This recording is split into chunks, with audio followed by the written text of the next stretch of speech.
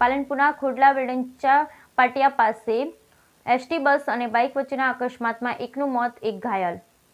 પાલનપુરના ખોડલા વેડંચા પાટિયા નજીક ST bus અને bike વચ્ચે અકસ્માતમાં એકનું મોત, એક ઘાયલ. ખોડલા ગામ નજીક અકસ્માતની ઘટનામાં એકનું મોત. એસટી બસ અને બાઇક વચ્ચે સર્જાયો અકસ્માત. બાઇક પર સવાર 2 યુવકોમાંથી એકનું મોત તો એકને ગંભીર ઇજાઓ.